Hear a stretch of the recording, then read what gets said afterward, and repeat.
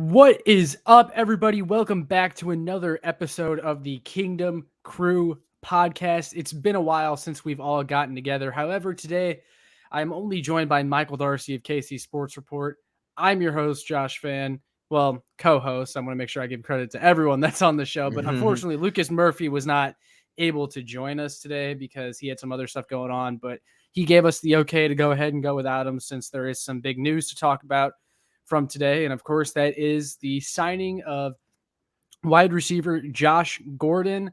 It really came as a shock to me. But before I get my thoughts out, Michael, I just want you to go ahead, take the floor, and say what your thoughts are on this move, your initial thoughts. Gotcha. Well, I was actually thinking about making a video last night, like, hey, the Chiefs might need to go out and get a receiver. Like, I was kind of thinking along the lines of John Brown or maybe trading for Brandon Cooks. I didn't know if the Chiefs were going to take a chance on a guy that has been suspended, I think, more years than he's actually been in the NFL.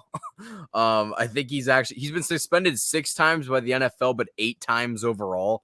So I was just like, I don't know if the Chiefs are going to take a flyer on him. But, I mean, to my surprise, they did. And I think that, honestly, I'm not really as excited as a lot of people are just because I'm trying to be somewhat realistic. Like, I think that, the hype is going to build for sure when he hits the field. But my question is, can he hit the field? And if he does, I mean, we're going to see what we have in him. And I think that he could probably be a solid number 2 wide receiver if he's on the team. But that's the question. Is he going to be on the field this year? And if he is, great. But if he's not, I mean, that's just kind of what Josh Gordon is. We all know what he is. And I just have a hard time believing that history is going to change from its previous form. Yeah, I mean, I'm really intrigued by the pickup. Like I said, I'm shocked that it happened, but a lot of people pointed out when I made my video today reacting that when I did my post-game show yesterday on my channel, I was screaming. I think I remember you doing that. I was screaming. I was like, at first I wasn't in favor of Josh Gordon because of all the reasons you just said. But then I'm like, screw it. Give him all the weed, give him all the booze that he wants, and just get him to Kansas City. I don't care what it takes. Give him a pound of Coke, give him whatever he wants. We just need him. Because, I mean, they needed a secondary receiver that was good. I mean, the secondary pass catchers against the Chargers were god awful. And McCole Hardman, I think this tells you, I mean, to me, this move bringing in Josh Gordon is the nail in the coffin for how this team feels about McCole Hardman ever being a number 2 receiver. I mean, like I said in our post-game show with me, you, and Lucas last night, McCole Hardman did not have a touch against the Chargers that wasn't a handoff.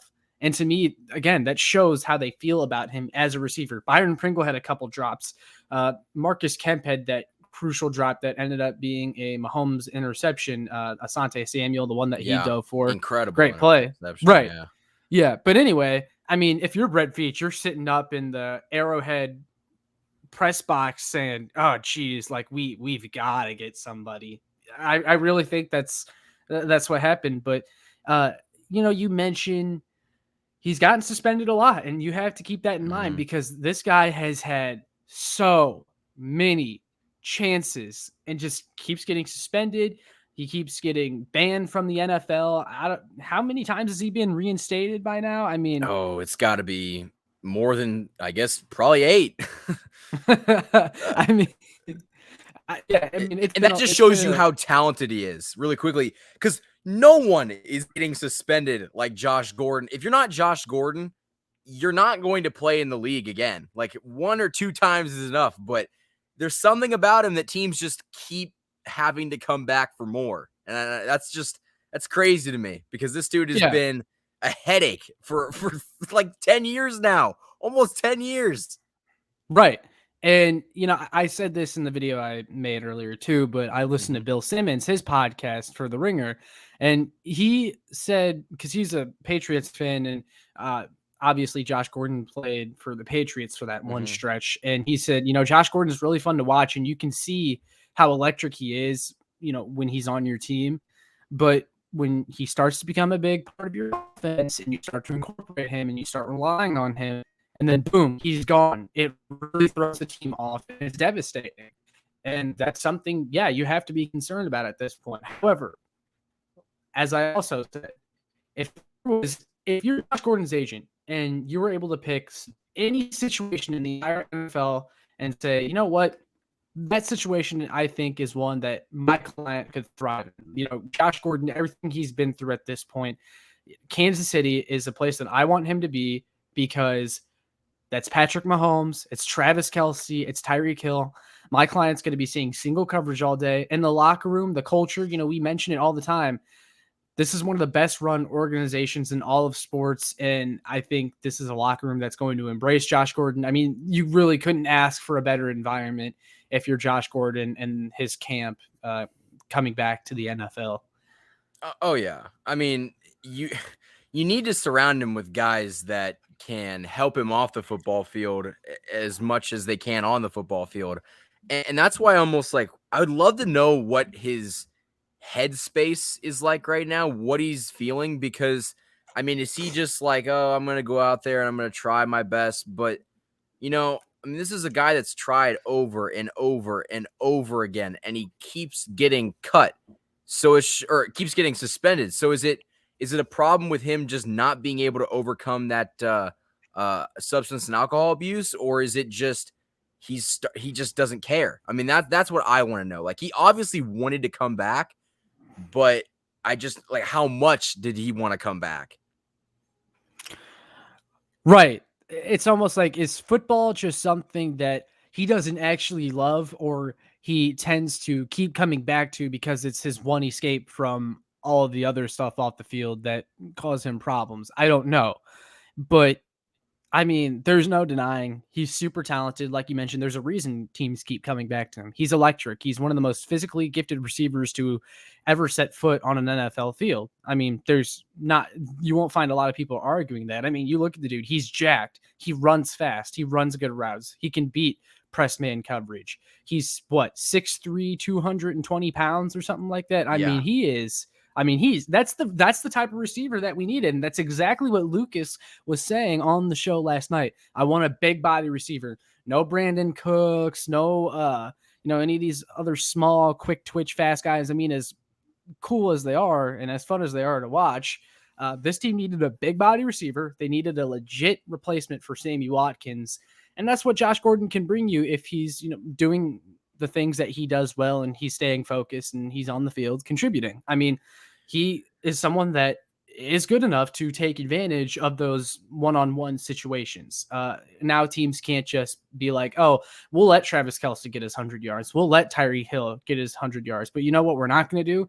Let Clyde Edwards-Helaire have a good game and let McCole Hardman burn us and let Byron Pringle burn us. And now you got to worry about Josh Gordon. And it adds a whole new dynamic to this offense. I'll be interested to see what Josh Gordon actually looks like in his first few games of action, though. Like, you're going to be able to tell pretty early on if he still has that flash Gordon ability per se. But like I said, too, it's been a long time since this guy has had a 1,000-yard receiving season. I just never understood the hype when he went to these teams like New England and Seattle. This guy, he hasn't had a 1,000-yard receiving season since 2013, and people talk about him like he's God reincarnated every time he signs with the team, but he just hasn't been that productive for a long time. Now, some of that is because he kept getting suspended, therefore he wasn't able to accumulate those numbers, but he's a really talented receiver. That's what it comes down to. He's really talented, and you're taking a shot here. Like I said as well, I know I keep saying like I said because I made a video earlier. I'm really just rehashing a lot of the same points with you, but I just want to be able to say it to the listeners of the podcast as well. But I mean, Josh Gordon is a player that Brett Veach took a shot on, and he may or may not work out. But I applaud Veach for going out and trying. This is all we ever asked for from Brett Veach, is to go out and get a wide receiver too. Patch one of the needs on your team. I know a lot of people are saying, oh, this team still needs defense and a defensive lineman or a corner, and we'll get into that. Trust me, this podcast, we'll get into that. But I mean, for sure, that doesn't mean you couldn't still go out and get Josh Gordon too, and they did. And I mean, I appreciate Brett Veach trying. I really do. Yeah, I mean, that's just what you want to see from your GM. Someone who's going to go out and take a flyer on a guy that might not be any good, but there's also a good possibility that this guy turns into a bona fide number 2 wide receiver for this team. And with Patrick Mahomes throwing him the football, there's a good chance if he's on the field, he's going to be productive and help this Chiefs team get back to winning a Super Bowl, get back to a championship level. And I think that, even 45% Josh Gordon is better than Demarcus Robinson or better than Byron Pringle. You got to look at it like this, guys. In 2013, I know this was a long time ago, and I'm not expecting 2013 Josh Gordon. You cannot expect that. But he put up more receiving yards in that 1 year. I think if he was going to, I think he actually, I remember Tyreek Hill broke the receiving record for the Chiefs a couple years ago. I think he has more yards than Tyreek Hill did. Yeah, so, Tyreek Hill in that season, he had around 1,400. Yeah, so imagine Tyreek Hill's game against the Bucks, just adding that across the season. That's what Josh Gordon has done in one season. Now, again, not expecting that moving forward, but I think that he's for sure a guy that could take some of the pressure off Travis Kelce and Tyreek Hill. And I think that what interests me the most and what intrigues me, he's a guy that you can send over the middle of the field and he can catch the ball and take those hits. Mecole Hardman is not a guy that I feel confident with going over the middle and making catches. Maybe it's just because he's not as good of a receiver as we thought he was, but I also just don't think he has the build for it. I think that Josh Gordon, I mean, we've talked about his size. He's a big dude. He can be an X receiver, and I think that's going to be pretty big for this Chiefs team moving forward. Absolutely. And Josh Gordon, while me and you were kind of critical, is it going to be productive Josh Gordon, like good Josh Gordon? Does he have anything left in the tank? Well, I mean, something we have to acknowledge is, yes, Josh Gordon is 30 years old now? Mm-hmm. Well, how old's Travis Kelce? 29, 30, like the same age. And look what he's still doing. And Josh Gordon is someone who, since he's been suspended so much and hasn't played all that much, doesn't have a lot of the tread on the tires that a lot of these other players have. Like, he is a relatively fresh set of legs because he keeps getting suspended. That being said, though, the thing you have to be concerned about is how long of not playing football, or the stretch that he hasn't played football, has he like lost it? Because if you're not playing football, you're not constantly practicing, getting better. Like, since Josh Gordon has been suspended, I don't know, does he go and run routes every day? When you've been away from football and playing football for so long, at some point you kind of lose what you had, even if you didn't actually lose your physical ability, if that makes sense. Yeah, and honestly, and who knows what the drugs and alcohol have done to his body. I mean, I hate to be that guy, but like, let's be honest, that definitely takes a toll on the human person. And I don't think that he's an exception, but I mean, he's also a freak athlete. So I wouldn't be remotely surprised if he's just fine. And I think that, Josh Gordon has been a meme over the past couple of years. Oh, he just can't stay out of trouble, stay off the weed, all that stuff. But I don't think that's really going to be a problem anymore, because I don't think that he's going to, because I think that NFLCBA, or they don't test for marijuana anymore. Right. So now, hold on. I want to cut you off real quick, because I think a lot of people who are listening to this that are unaware, they're going to go down in the comments and they're going to say, "Oh, it's just weed. Who cares? Weed's not going to hurt Josh Gordon's body." We have to remember, it was not just weed Josh Gordon was on. If you go back and you read his story, he was popping pills. He was drinking constantly. He was on hard drugs. I think he did some weed. Coke too, like a lot of it. Yeah. I mean, it wouldn't surprise me. But I mean, that's just, and I think that that's a risk the Chiefs are willing to take at this point in time. And I think that, you said it. If there's any organization that he can revitalize his career with, it's the Kansas City Chiefs. But I almost think that what's more important is Andy Reid. And Andy Reid actually just got out of the hospital. Right. So that I'm glad that he's feeling better. But, Andy Reid's impact on Josh Gordon could not only make or break this man's career, but it could make or break this dude's life. I mean, this is a guy, Andy Reid has lost his kid to suicide, but substance abuse. Yeah, and look at Britt Reid. I'm sure that Andy Reid is going to step up and going to mentor this dude, because, I mean, like I said, it's not just about his career anymore. He's playing with a dangerous game, and that's with his life. And I think that, Andy Reid, if it's anything is meant to be, It's that these two get paired together. And I think that both of them could use each other to just improve. Yeah, no, that's a really good point, and I definitely agree. It's exciting, like you said. Some people are gonna buy into the hype a little bit, Mm-hmm. and it's a big name, but we don't quite know what we're gonna get out of him. But the fans have right to be excited. Like this Oh, is a yeah. big move. It's still a big move. This is someone who is a very capable receiver with a pedigree. You're not. This isn't like you're bringing in another Darius Fountain or another. Mm-hmm.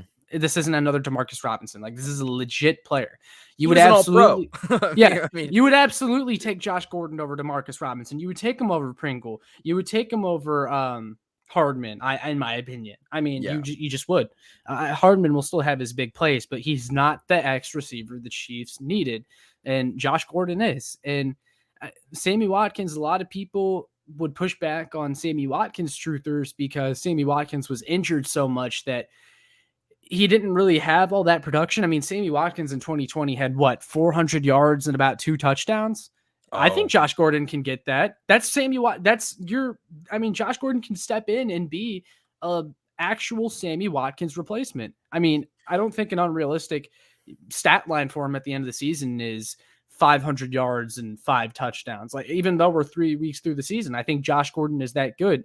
And there was a point in time, I think a lot of people, you go back to 2012, 2013, that Josh Gordon had a better career trajectory than Sammy Watkins ever had. I'm not saying this dude is going to be better than Sammy Watkins and take this offense to 2018 Chiefs offense, but if things are clicking on all cylinders and Patrick Mahomes just makes Josh Gordon into something, 80, 85% of 2013 Josh Gordon, I mean, that's going to be really dangerous. And another reason I really like this move is I said at the beginning of the year that watching the Bucks in the NFL opener really made me jealous because Tom Brady has Mike Evans, Chris Godwin, Scotty Miller, Antonio Brown. Like, I am jealous of the weapons that he has.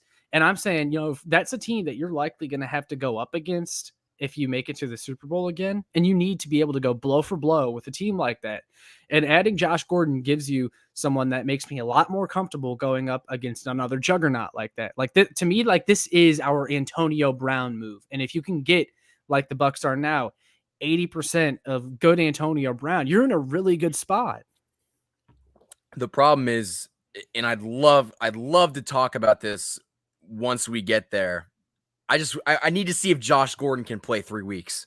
I mean, Right. I know that's it sounds bad, but like, we need to see if he can do anything. And I said this in my video breaking this down.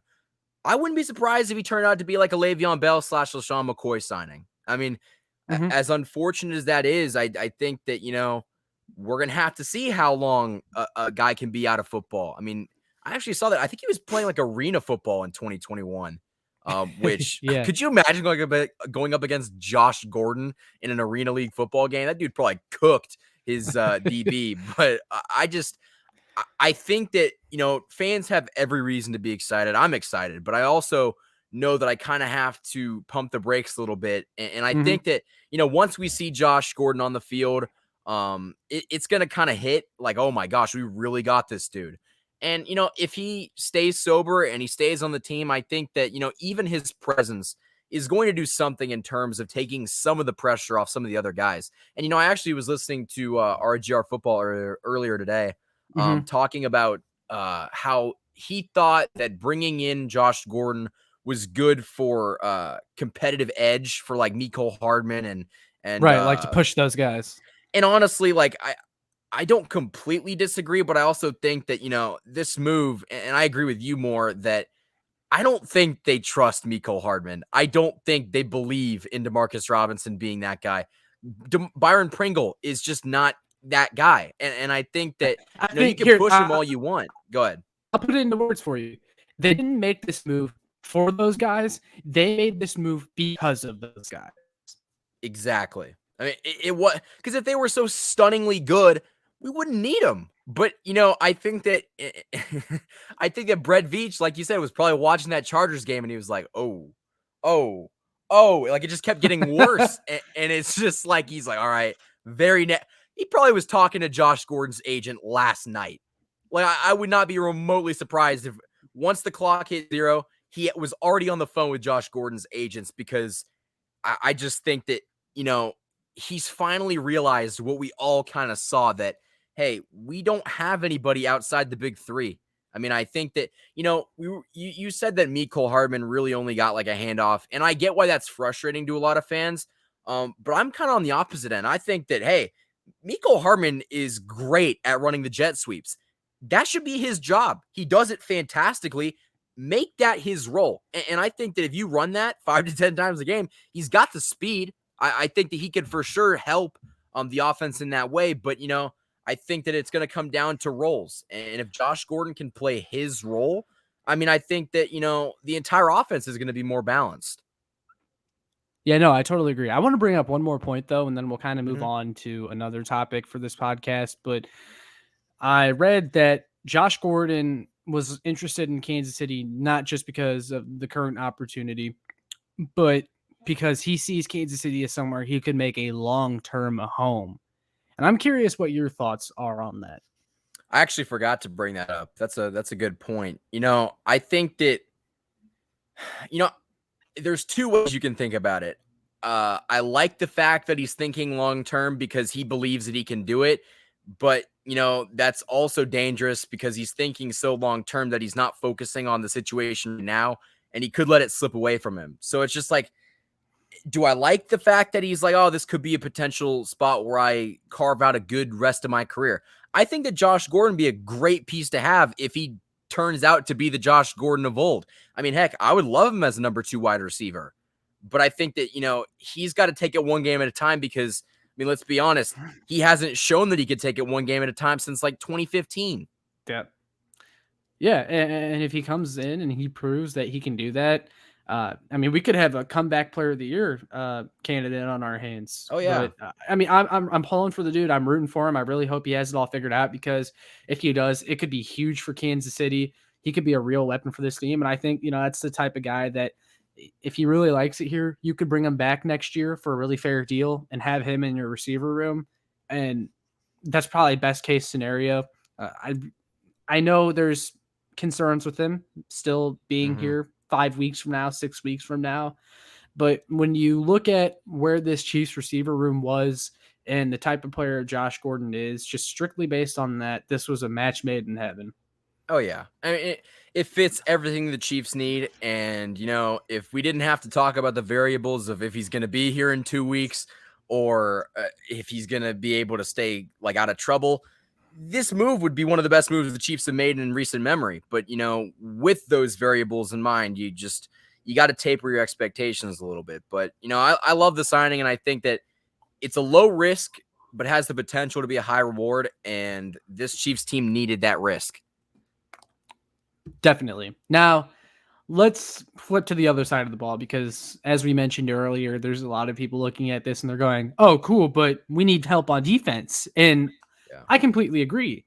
And there's a couple names. Like I said, I was about to walk out of my house after I had uploaded a video on defensive ends that the Chiefs could look at. And then I got the Josh Gordon news and I had to completely change course. But I mean, besides the few names that I mentioned, and I mean, I would love for the Chiefs to go target one of those guys, but we don't know what kind of shape they're in. We don't know if those are attainable, players.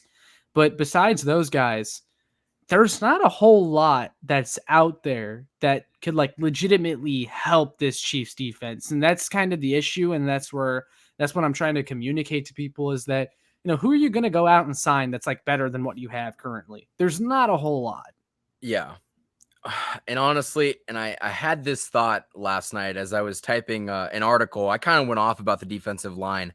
I've, Yeah. really been upset with the amount of pass rush that we've seen. That article still isn't published, by the way. Thanks, Ethan Lee. But I, Mine I actually got out earlier too. did it. Okay, well, good for Yes. you. Good for you. But I think that the Chiefs need to have the mindset, and this is if you give me the opportunity to be general manager of the Kansas City Chiefs, they give me the keys to the castle.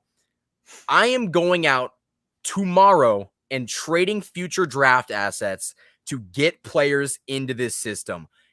I kind of was like, oh, the Rams are so stupid giving up 2 first-round picks for Jalen Ramsey and giving up all these first-round picks. They don't have a first-round pick until like 2025 or something like Well, look that. how they're doing now. Exactly. They were able to use those assets to get – they have probably the best defense in the league.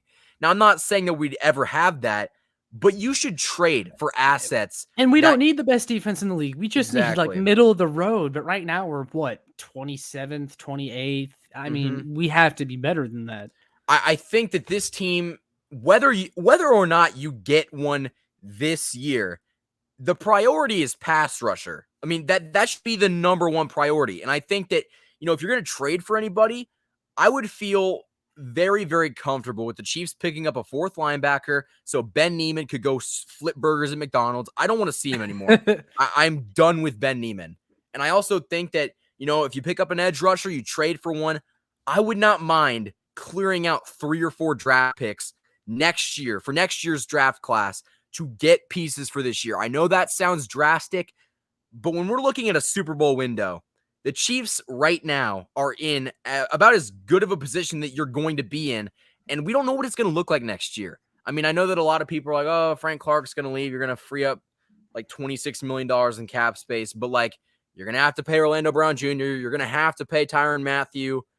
If you even can, you need to trade for cheap talent right now. And I guarantee you that you can get a guy that's not like a Joey Bosa type end, because you're never going to be able to pay that. But you could trade for like a Justin Houston. You should have signed Justin Houston, to be honest with you, or a Melvin Ingram. But you should be able to trade for somebody like that. And I think that, if the Chiefs make at least one move for the defensive side of the ball, I'll be happy. But something needs to happen on defense where Brett Veach goes, oh, we don't have what I thought we had. And I thought that losing 2 of your first 3 would be enough of a wake-up call to say, hey, we don't got it. But clearly it isn't. So I want to see what the Chiefs do moving forward on defense, but I think they got to bring someone in. My biggest frustration is, like you said, the D-line, the pass rush. I mean, this team, they can't get to the quarterback. And as I was saying last night, that's so important to me, is getting pressure on the quarterback. And, I mean, you look at the snap counts that came out this morning from the Chargers game. The 2 players that got the most snaps at defensive end for the Chiefs were Mike Dana and Alex Okafor. That cannot happen. These guys, you cannot have Mike Dana and Alex Okafor as your predominant players at defensive end. I mean, that's ridiculous. There's guys out there, and I'll just bring up the names that I said in my video today. I mean, Olivier Vernon, 9 sacks last year. He's coming off a torn Achilles, but Olivier Vernon coming off a torn Achilles, to me, is better than Alex Okafor. I'm sorry. That guy, he's done. He's washed, completely washed.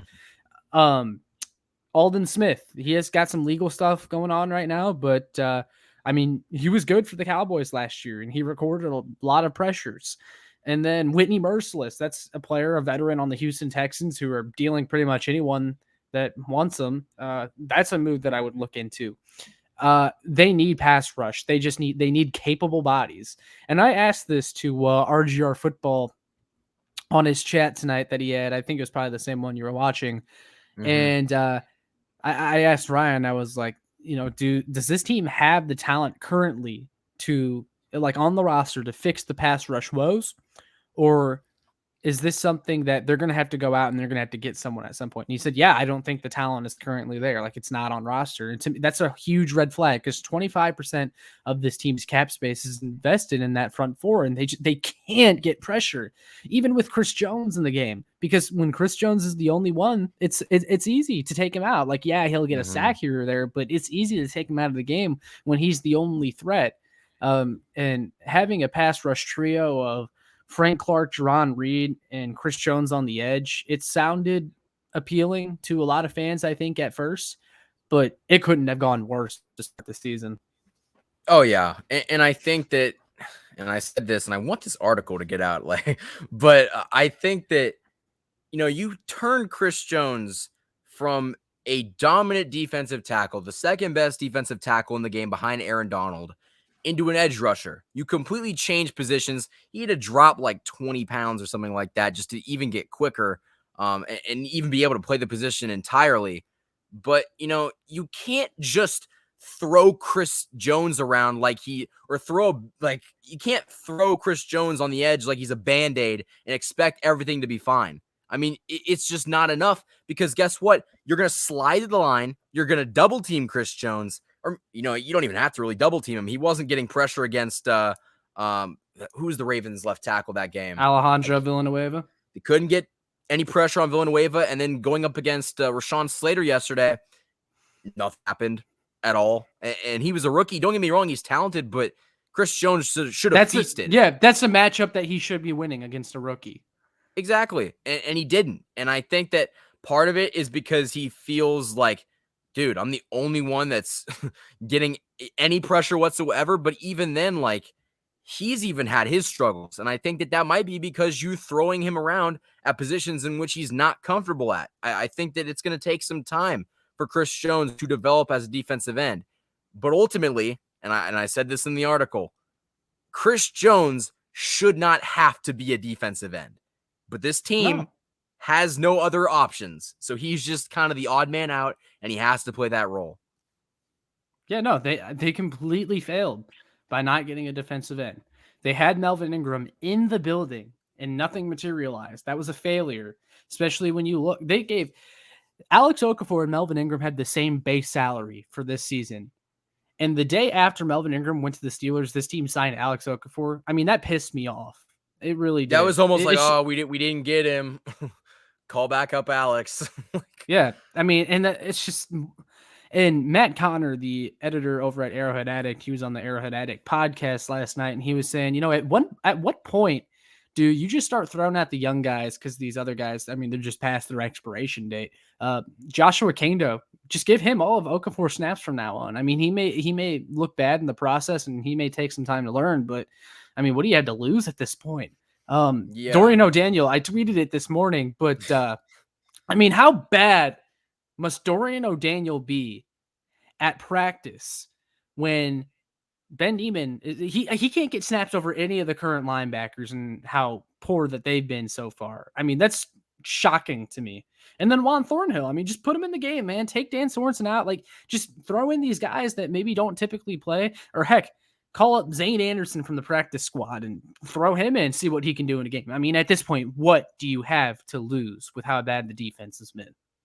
And honestly, like, there's no reason for it being as bad as it is. They've got talent. It's just like they're not utilizing it properly. And that is kind of on Spags. Like, we've talked about it before. I think that his defensive scheme might be a little bit too complicated, but at the same time, like, it's not rocket science. You've been in the same system for 3 years now. You can't learn it. If Nick Bolton has been here for all of 4 weeks and he knows it, why aren't anybody else getting it down? Why is this a problem? Because Nick Bolton's out there telling guys where to go, telling guys where to be.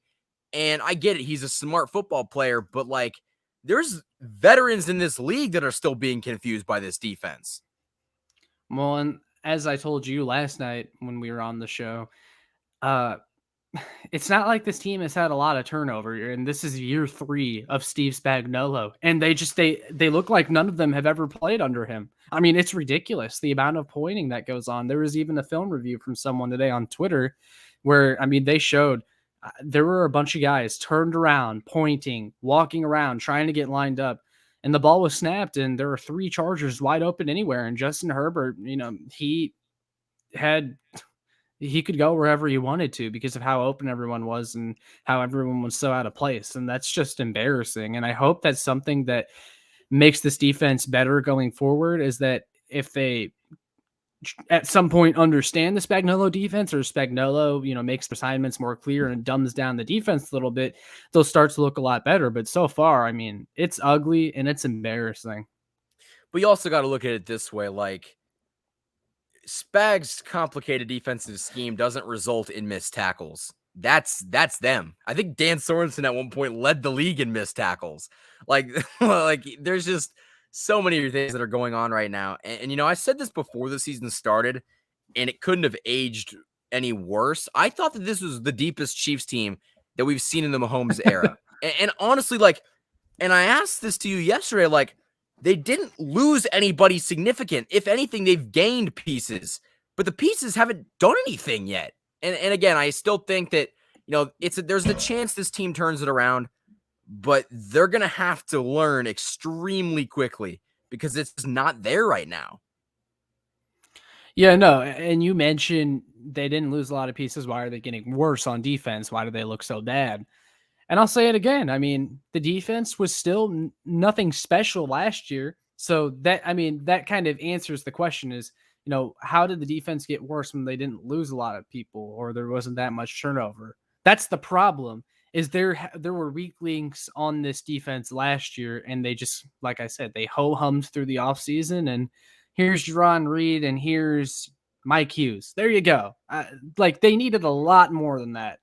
They needed a pass rusher. They didn't get a pass rusher. Jerron Reed hasn't been it so far. I thought they should have upgraded their third safety spot, and I mean, ideally, Dan Sorensen should be your third safety. He's their second safety right now. I mean, Juan Thornhill is still not even getting on the field, and that's just, I don't understand it. And linebacker, that continues to be an issue. I mean, that to me is what's most frustrating. I wouldn't even be surprised if Juan Thornhill's like, dude, just trade me. Like what? We're ruining this dude's career, and you're telling me that Juan Thornhill playing more frequently would result in a worse product than what you're throwing out there with Dan Sorensen. Dan Sorensen, like I said, he's like leading the league in missed tackles. Juan Thornhill would not be doing that. I don't get it. Yeah, me neither. They're going to have a lot to figure out, and we're going to have to hope they get marginally better because let's be real. I mean, you don't go from one of the worst defenses in the league to a top 10 defense. So they're not going to be top 10 this year. No. The best you can hope for is that kind of 15, 17. Oh, if they got to 15 by now, I would be mind blown. Like, I would be ecstatic. Yeah. Yeah. If they can get to 15. I think that we're looking at like a 25 overall defense, honestly. Like, that's kind of where I'm thinking right now. Because, like, it's just like in years in the past, it's been, oh, they just need to get the scheme down because it was Spag's first year. They need to get the scheme down. Oh, we got injuries. Once they come back, we'll be fine. Everybody's healthy this year. They should know this game, and we're not seeing any improvement whatsoever. And I get that the defense wasn't great last year, but, you could have won a Super Bowl with that defense. But it's just, it'll be interesting to see how it pans out because I also think that, looking back at that Super Bowl, Tom Brady was pressured at, I think, the least out of any time in his Super Bowl career. Four times in the entire game. And I think that should be on Spags. But, and I think that if you can't get pressure with your front four, Spags has got to do a better job of at least getting somewhat creative. They sent L'Jarius Sneed on like how many cornerback blitzes last year? A lot. And it worked. It worked a lot of the time. You've got to be able to do that. There was a point. We talked about it before. There was a point in the season last year where L'Jarius Sneed had more sacks or the same amount of sacks as Frank Clark in the last 10 games of the year. And L'Jarius Sneed didn't even play in all of the last 10 games of the year. Yeah. I mean, and that just shows you what the state of the defensive line is. I mean, I feel like they kind of had this problem last year, but they had a little bit more because they had Taco Charlton who did something, and I can't. Tano Passanio, he filled in snaps for you. And I'll tell you what, I love Tano back right now. I'd welcome him back with open arms. Yeah, I would too. I mean, I think that kind of wraps up our defensive talk, but I want to talk about one more thing, and then we'll go ahead and wrap up the show for tonight. But man, watching this Eagles-Cowboys game, if the Chiefs don't blow the absolute brakes off the Eagles, and I've seen some people say this, and I wholeheartedly agree, if they don't absolutely beat the brakes off the Eagles, it's panic time. Like, this is a game, like, they can still win. They can still win, and I'm sure people will feel good. But, like, if this is a game against the Eagles that you either lose or then it comes down to the last drive and Patrick Mahomes having to pull a rabbit out of a hat against the Eagles, we're going to have problems. Yeah. I mean, I think that I don't think that they have to win this game by 4 touchdowns, but winning it by like 10 points or more would be nice. At least 2 touchdowns would be ideal. If you win the game by 2 touchdowns or more. I actually didn't watch that game, but I heard that it didn't go so well for the Eagles, and it's because the Eagles are not a good football team.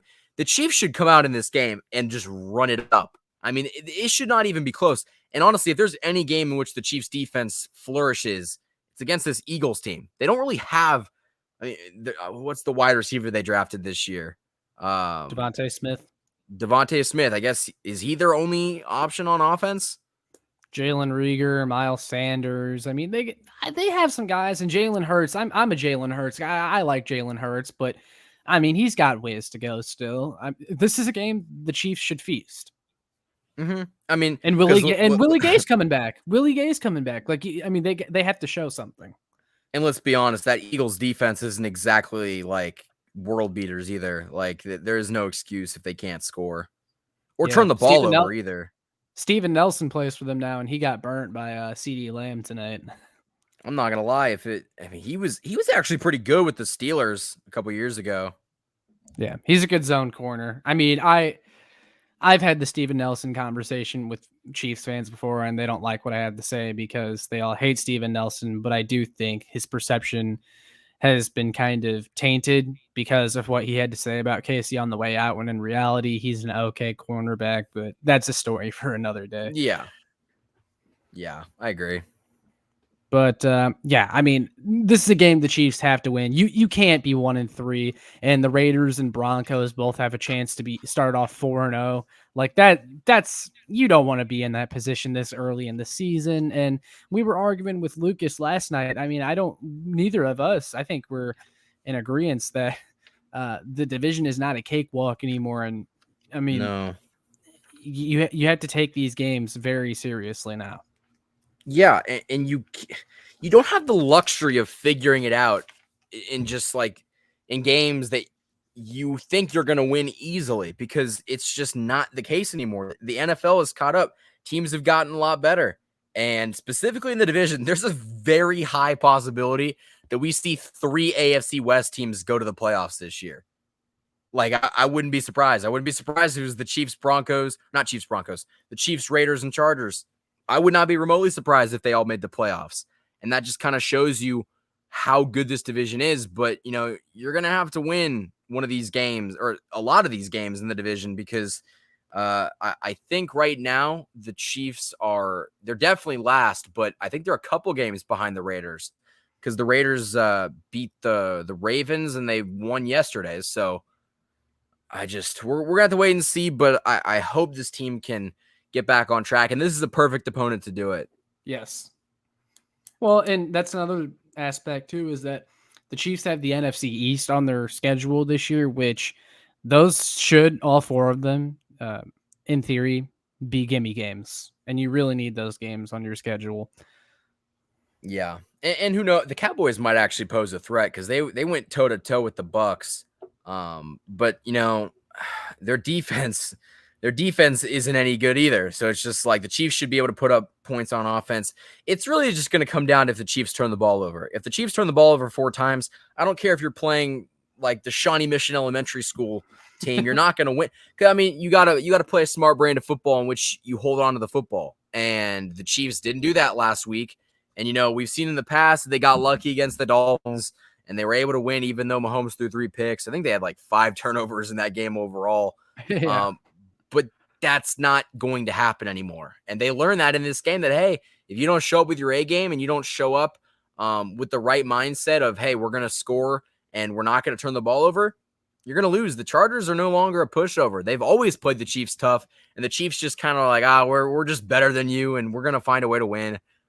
But that's no longer the case. The Chargers have gotten so much better that, not even just the Chargers, the whole division has gotten better to the point where you actually need to treat them as a serious threat, which is, it's good and exciting for football games, but it's also a concern. Yeah, I mean, the Raiders played this team close twice last year, and they even took one of them away from the Chiefs. The Chargers are legit. I love what they've done, as much as I hate to admit it.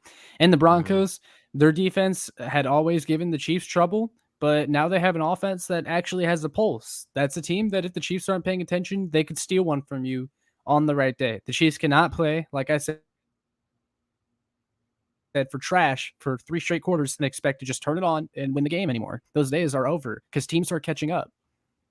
Yeah, and I hope that this is a wake up call for the entire team that like let's go out and just I don't want to see Andy Reid's conservative play calling anymore in the fourth quarter or in the later in the game when you're up. I want to see this Chiefs team drop 50 every single game because you almost need to assert your dominance, and the Chiefs haven't done that in over. I mean, when was the last time the Chiefs just like maybe the Jets last year or the Broncos in Denver?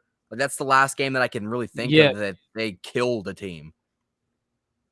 Yeah, they need to be doing that to more teams. Obviously, people, all they care about is winning the game. But like I've said, the Chiefs are one of the worst teams in the league against the spread as of recently. And people tell me that's not a big deal. But to me, it's an indication that they play down to their competition and they don't play complete games.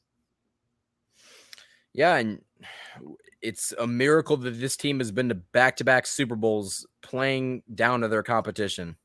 Yeah. Like that's insane. But if there is any hope to be had, this Chiefs team probably has played 3 playoff teams in the first 3 weeks of the season, and you are a mistake in either game from winning it. And I fully expect them to clean up those mistakes. And I mean, you kind of saw it in the Browns game. They were able to force the Browns to make mistakes because they played a pretty clean game of football.